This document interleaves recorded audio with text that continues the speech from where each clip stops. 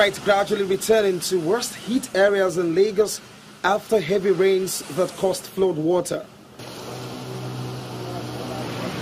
The internet was inundated by short videos and pictures of impassable roads as the rains continued to pour in torrents, with the Lekki and Ajah axis mostly affected from reports.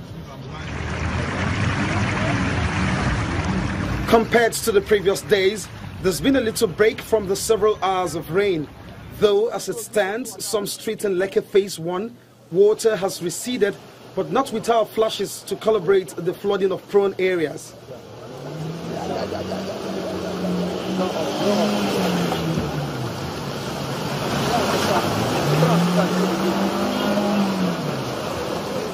This vegetable seller and some of his colleagues can thank God for life at the very least. His entire fruits and vegetables have been washed away, leaving them with some losses. Just all the markets, what I don't carry it. So, but I don't already lost more than 200, more than that, yes. Also in the same axis, this cement seller could not salvage so much as most of his cement has caked owing to the exposure to flood water. Few vehicles that braved it to the roads are not having it particularly smooth. Even this commercial motorbike rider didn't find the road friendly. Suggestions by some residents who refused to speak on camera that flooding may have been aided by blocked drains and storm channels may hold tangibility.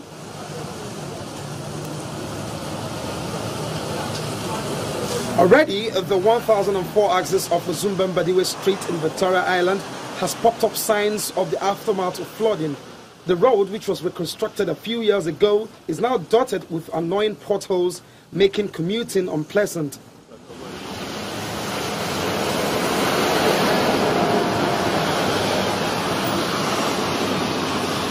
I've been watching this from WhatsApp until I came in this morning. I saw there's a reality. You know, it's not only here. If you go to VGC, which is supposed to be a high-end place for people who are fairly doing well, it's the same story. People can't get into their homes. It is human cost, of course. We may not have predicted it's going to be this way, but if you had obeyed the master plan of Lekki as it was originally designed, I believe this won't happen. Certain variables are key and instructive. Cities and neighborhoods must align to a master plan where one exists. Open drains with consequences of empty water bottles and other deaths filling waterways has to be prevented and prohibited, which explains that certain incidences can have less impact if properly managed. Olu Phillips, Channels Television News. Well, that's where we're starting from, tackling incessant flooding that we've recorded in the country, especially the southern part of the country in Lagos. It has happened also, sadly, in Suleja. I'm being joined by Ido Salau. He's an environmental consultant. I want to thank you so much indeed for coming on Sunrise Daily at this time. You saw that pictures that we reported earlier, and one would think that perhaps there's something that is fundamentally wrong that we're not addressing. What do you think is going on? Well, I just want to sympathize with those. As we are battling with Lagos, one happened yesterday in Suleja, where lives were lost. I don't know of Lagos if we lost any life for now, but those who lost property, I sympathize with them too. You see, year in, year out, we keep talking about causes of flooding. I can only attribute this to two major causes. One is natural, another one is anthropogenic in nature. And what I mean by natural, your reporter has said it all. And those people he interviewed, they've come up with a lot of solutions. The causes are one. You look at the natural causes, which is the topography of Lagos, the flat terrain, that's one. Coastal nature, two. Then you look at the level of the ground to the sea level. All these are natural causes. Flooding, we cannot escape it.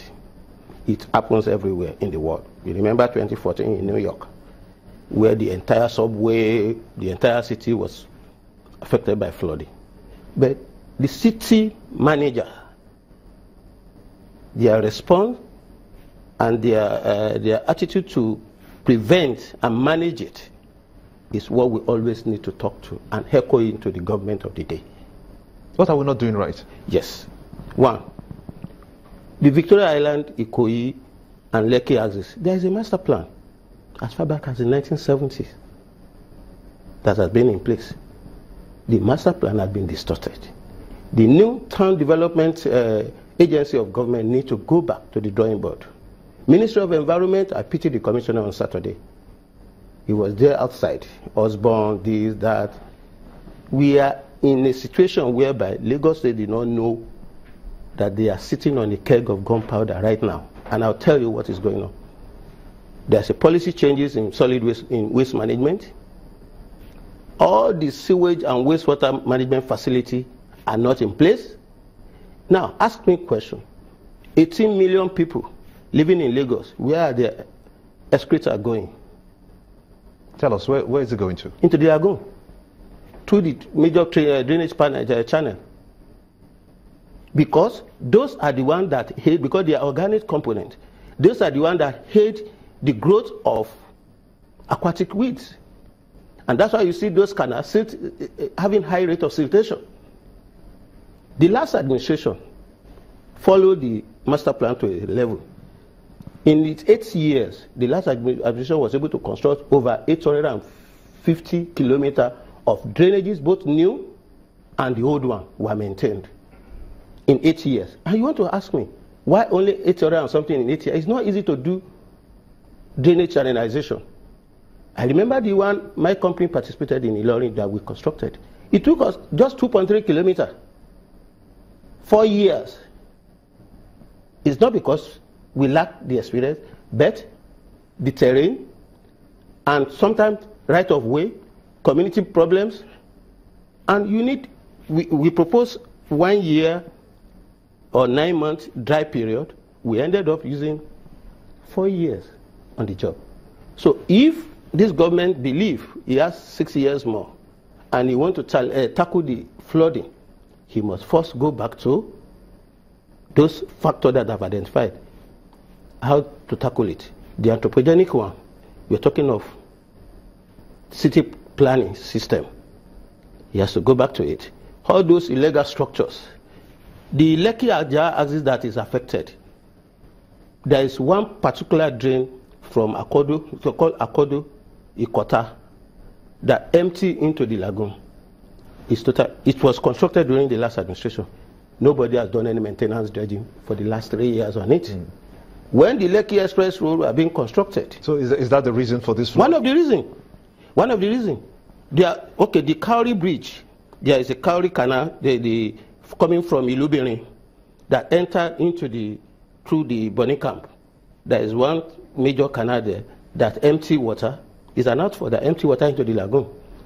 And don't forget that there is high tide. The sea level is high now. The storm water coming from the city cannot enter the lagoon. That's why the flash flood has to come. But if people don't take responsibility in terms of infrastructure development near the floodplain area, this is what will happen.